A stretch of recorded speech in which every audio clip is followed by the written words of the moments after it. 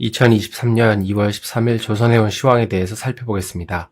먼저 살펴볼 내용은 컨테이너선 철거 시장이 회복되고 있다는 건데요.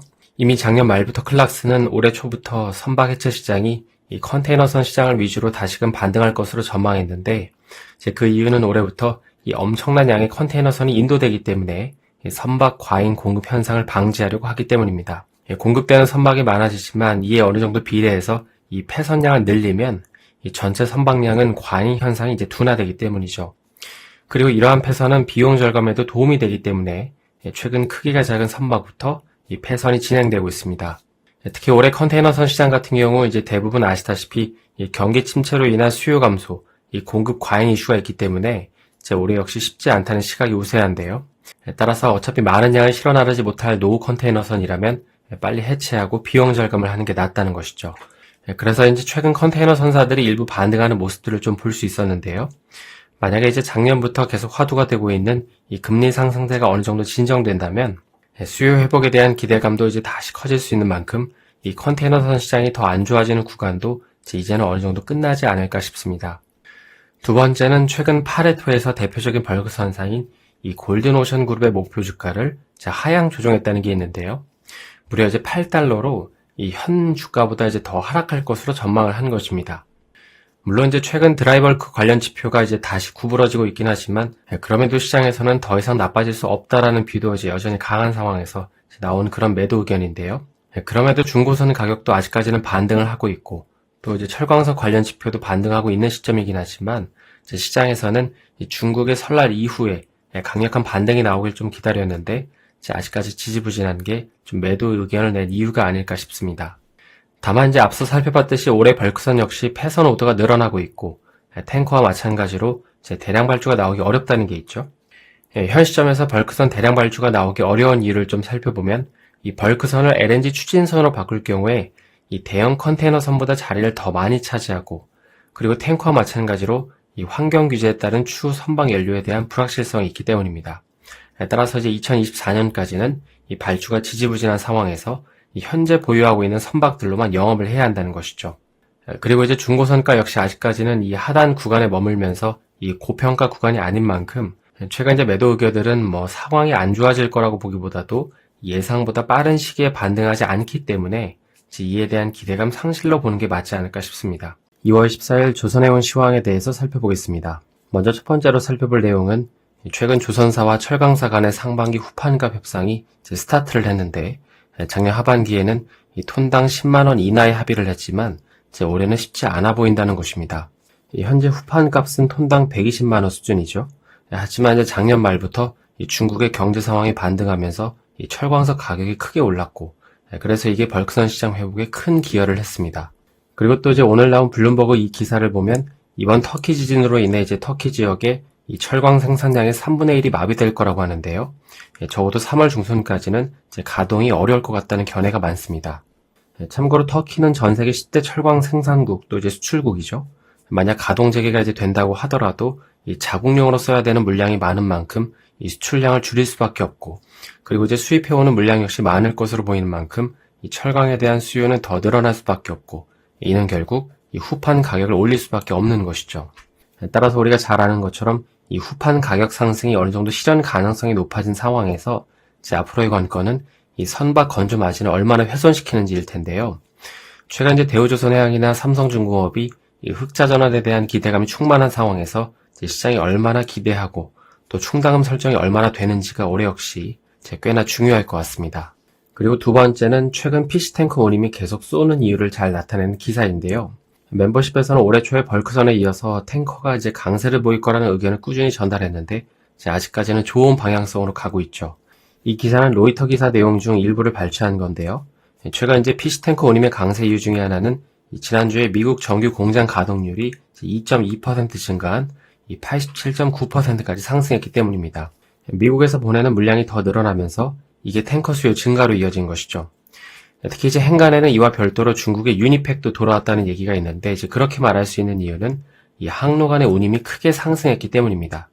그러니까 기존에 중국이 수입하던 물량이 더 늘어나면서 톤마일 중에서 톤이 늘어나는 것이죠. 뿐만 아니라 유가에 관심이 많으신 분들은 오늘 미국이 최근 러시아가 감산하겠다고 하니까 다시금 전략 비축률을 방출하겠다고 하면서 유가가 하락했는데요. 기름에 이제 투자하시는 분들한테는 약간 찬물에 끼얹은 것 같은 소식일지 모르겠지만, 이 미국의 전략 비축류가 이제 계속 시장에 나온다는 건 이 해상 물동량이 늘어난다는 거고, 이는 결국 피시 탱커뿐만 아니라 더티 탱커 운임에도 긍정적인 소식인 만큼 당분간 탱커 시장은, 특히 이제 탱커 운임은 좀 더 이제 좋은 흐름을 보이지 않을까 싶습니다. 다음 마지막 소식은 간단히 이제 중국의 수주 잔량을 좀 확인해 보려고 하는데요. 이제 이 관련 자료는 코트라에서 발제를 했는데, 이제 보시는 건 중국의 선박 3대 지표 점유율입니다. 여기서 이제 말하는 3대 지표라는 거는 이 선박 건조량, 여기 나와 있는데요. 선박 건조량, 신규 수주량, 이제 수주 잔량을 가리킵니다. 2021년을 기준으로 현재 중국은 이 3대 지표에서 모두 한국을 누르고 1위를 기록하고 있죠. 특히 이제 중국의 경우 이제 보시는 것처럼 이제 아직까지는 수주량이 건조량보다 많기 때문에 도크가 이제 크게 비교되거나 이제 그런 모습은 볼 수가 없어 보이고요. 그래서 이제 해당 시점을 기준으로 그 중국의 탑 50의 수주 잔량 종류를 보면 이제 벌크선, 그다음에 컨테이너선, 유조선 순입니다. 여기서 이제 우리가 확인할 수 있는 건 여기 이제 LNG 운반선, 그러니까 이 진한 파란색이 1% 남짓밖에 안 된다는 건데요. 물론 이제 이게 2021년 자료니까 2022년에는 좀 더 늘어났겠지만, 이제 그럼에도 여전히 LNG선은 이제 국내 기업들이 강점을 갖고 있는 걸 볼 수 있습니다. 그리고 이제 조선사 얘기가 나오는 김에 올해는 이 조선사들의 수주량보다 인도량이 더 많을 것으로 이제 보이잖아요. 그래서 이제 조선사보다 기자재를 보자는 의견들이 많은데요. 대표적으로 이제 잘 아시는 것처럼 국내와 중국에다가 엔진 납품을 하는 기업들에 대한 글들이 많이 보이는 만큼 좀 이런 부분도 관심 있게 보시면 도움이 될 것 같습니다.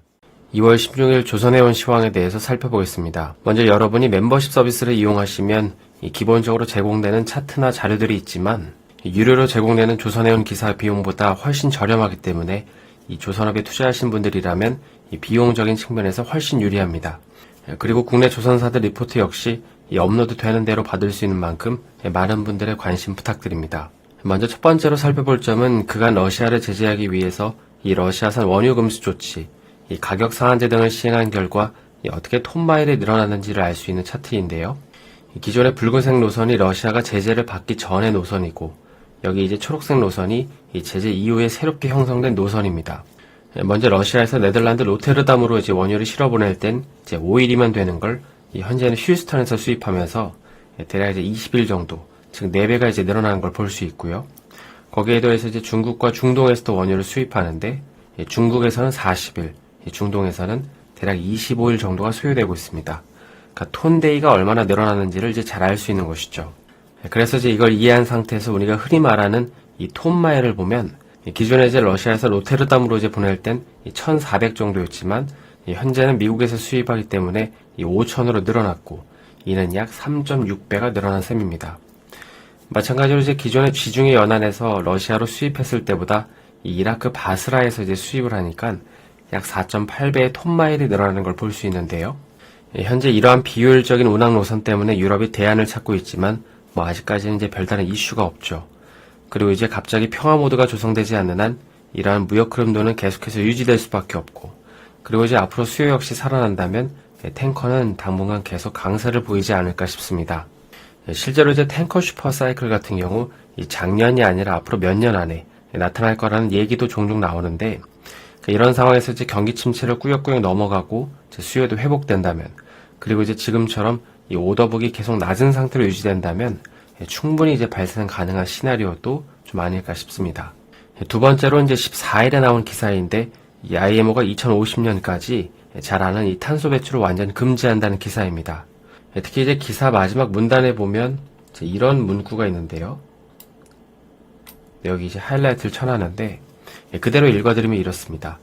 이 LNG는 선박 연료로 가장 많이 쓰이는 벙커 CU보다 이 탄소 배출량이 30% 정도 적고, 이 황산화물도 거의 배출되지 않아 이 현행 환경 규제에서 비교적 자유롭지만 기본적으로 탄소를 배출하는 연료인 만큼 IMO의 강화된 환경 규제 속에서 지속 가능하기 어렵다, 이렇게 되어 있습니다. 그러니까 이제 마치 이 말은 LNG 추진선도 결국 쓸모가 없다, 이제 이런 소리로 들리는데요. 현재 이러한 친환경 규제로 인해서 이 발주가 안 나올 거라고 주장하는 분들은 이제 이런 견해를 갖고 있죠. 이렇게 이제 환경 규제가 빡세지면 대부분의 선사들은 이 신조 투자를 뒤로 미루게 된다는 것입니다. 왜냐하면 메탄올이나 암모니아 연료 같은 경우 선박이 나오는 건 차치하더라도 이 벙커링 인프라를 설치할 시간이 필요하기 때문입니다. 그렇다고 지난 2020년에서 2021년도에 이 컨테이너선처럼 이 운임수혜라도 있으면 모르겠는데, 지금은 컨테이너나 벌크선 모두 운임이 낮은 구간에 있는 만큼 이러한 불확실성이 팽배한 상황에서 신조 발주를 하기에는 여간 눈치 보인다는 것이죠. 따라서 발주를 지체하면 지체했지 자신있게는 못한다는 것입니다. 그래서 그나마 발주가 나올 만한 파트가 탱커인데, 탱커는 매번 뉴스에서 이 석유 수요를 줄여야 된다, 석유 사용을 줄여야 된다, 그러니까 이렇게 말하는 바람에 이 선사들 역시 이 석유 운송의 미래에 대해서 고민하고 있는 실정입니다. 물론 앞서 언급한 대로 이건 친환경 이슈에 따른 신조 발주가 많이 안 나올 거라는 주장이기 때문에 이 의견에 대척점에 계신 분들은 해당 주장이 어디가 틀렸는지, 혹은 설득이 된다면 어떤 의견을 수정해야 되는지 한번 생각을 해보시면 좋겠죠. 마지막으로 살펴볼 내용은 블룸버그 기사의 내용인데요. 보시는 건 석유산업 근로자들의 임금 상승률이 계속 오르고 있다는 것입니다. 이게 근로자의 관점에서 보면 임금이 상승하기 때문에 해당 업무를 계속하고 싶겠지만, 기업 입장에서는 이 비용 증가에 따른 투자 확대 등에 대한 고민이 있지 않을까 싶은데요. 특히 CPI 붙여서 언급되지 않았지만 이 실질 임금 역시 이번에 0.7%, 컨센이 0.1%였는데 그러니까 엄청나게 오른 걸 보면 기업들이 꽤나 부담을 느끼지 않을까 싶습니다. 그래서 시추 산업에 투자하시는 분들 같은 경우 현재 이 부분이 드라마틱하게 잘 안 되고 있는 이유 중에 하나가 비용 증가인 만큼 당분간은 조금 더 보수적으로 봐야 되지 않을까 싶기도 합니다. 2월 17일 조선해운 시황에 대해서 살펴보겠습니다. 오늘은 HS 엔진 매각 이슈건도 있고, 또 주요 해외 선사들의 4분기 실적 발표, 또 1분기 가이던스와 같은 중요한 이벤트들이 있었는데요. 멤버십에 가입하시면 이러한 자료들을 실시간으로 전달받을 수 있습니다. 사실 트레이드윈즈나 다른 조선해운 유료 기사를 구독하는 비용만 하더라도 멤버십 비용을 크게 초과하는데, 멤버십 서비스를 이용하시면 이 불필요한 기사가 아닌 실제 조선해운 관련된 기사만 발췌해서 볼 수 있는 만큼 이 조선업에 투자하시는 분들이라면 시간 대비 효율을 높여지는 이 해당 서비스를 통해서 유익을 얻으셨으면 좋겠습니다. 일단 먼저 보시는 건 그 탱커 운임을 합쳐놓은 차트인데요. 이 보라색이 LR2 운임이고, 여기 초록색이 MR 탱커 운임입니다. 최근 이 운임이 상승하는 이유는 지난번에 한번 말씀드렸다시피 미국의 정유 공장 가동 증가율에 따른 이 탱커 수요가 증가한 거죠. 그리고 이에 더해서 하나 더 추가해보면 바로 이 차트의 내용도 중요할 텐데요. 바로 항해 거리가 길어졌다는 것입니다. 물론 이 차트는 러시아의 원유의 운항거리가 길어졌다는 걸 강조하는 차트이지만, 이 러시아발 나비 효과로 인해서 지금 전 세계 운항 항로는 더 멀어지고 늘어났잖아요. 그래서 최근 중국의 교통 혼잡 지수 역시 전년 대비 무려 50%가 늘어났고, 또 항공 편수도 크게 늘어난 만큼 이러한 연료에 대한 수요가 꾸준할 것으로 보이기 때문에 당분간은 좀 더 강세를 보일 거라는 게 중론입니다. 특히 어제 사우디아라비아 장관도 이 수요 증가의 초기 신호만 보고 이 원유 생산량을 늘릴 수 없다고 한 만큼, 그러니까 이 말은 크게 중국의 리오프닝을 보고도 최대한 감산을 유지하겠다는 뜻으로 해석하는 게 맞겠죠. 따라서 최근 러시아나 오펙 플러스의 감산 기조가 크게 바뀌지 않는 상황에서 꾸역꾸역 수요가 늘어난다면 탱커 운임은 계속해서 견고한 수준을 유지하지 않을까 싶습니다. 결국 스콜피오 탱커스 벅비의 말이 맞는 것이죠. 다음으로 살펴볼 내용은 중국의 향후 2년간 조강 생산량 전망이 발표됐는데요. 여기 왼쪽부터가 검정색이 2021년이고요. 오른쪽으로 2024년까지 대략적인 생산량 추이를 예상하는 것입니다. 자세히 보시면 올해는 그 하반기부터 거의 2년간의 생산량을 넘어서게 되는데, 그래서 벌크선 같은 경우 올해 하반기부터 내년이 진짜라는 얘기가 그래서 나오는 것이죠. 물론 중국의 조강 생산량이 늘어나는 건 좋지만 무조건 긍정적으로만은 볼 수는 없는데요. 근데 그 이유는 일전에 한번 설명해드린 이 중국의 철강 생산 방식 때문입니다. 현재 중국은 전기로 방식으로 철강을 생산하기 위해서 노력하고 있죠. 아시는 분들도 계시겠지만 고로 방식은 이 철광석과 석탄을 용광로에 넣고 열을 가해서 쇳물을 뽑아내는 공정인데, 단점으로는 이 탄소 배출이 많습니다. 그래서 그 대안으로 전기로 방식의 각광을 받는 거죠. 그래서 전기로 방식은 이 철 스크랩을 이용해서 생산합니다. 그러니까 이 고철 같은 걸 재활용해서 다시 생산하는 것이죠. 따라서 고로보다는 이 탄소 배출이 덜합니다. 이걸 이해한 상태에서 이 차트를 보시면 현재 미국 같은 경우에는 80% 이상 전기로 방식으로 철강을 생산하지만, 여기 중국은 20%가 채 안 됩니다. 그런데 최근 중국이 이 방식으로 철강 생산량을 늘리기로 결정하면서 일각에서는 이거 앞으로 중국이 철광석 생산량을 더 늘리기보다도 오래된 연식의 건물들을 부술 때 그러니까 이제 철거할 때 나오는 철을 생산해서, 그러니까 재활용해서 생산하는 게 아니냐는 우려가 있는데요. 그러니까 이제 이렇게 되면 이 철을 자체적으로 조달해서 생산하는 거고, 이 조강 생산량은 늘어나지만 이 철광석 수입량은 이제 늘어나지 않는 딜레마에 빠지는 것이죠. 따라서 이제 단기적으로 투자하시는 분들 같은 경우 이제 뭐 크게 이제 개의치 않아도 되겠지만, 이제 벌크선 시장을 긍정적으로 바라보는 분들 같은 경우 만약 중국의 철광석과 석탄 수입량이 이제 앞으로도 크게 증가하지 않으면 시장 반등이 크게 지속되기 어려운 만큼 이제 이런 부분도 참고해 보시면 될 것 같습니다. 그러면 이제 저는 월요일에 다시 인사드리겠습니다. 오늘 영상이 도움이 되셨다면 좋아요와 구독 부탁드립니다.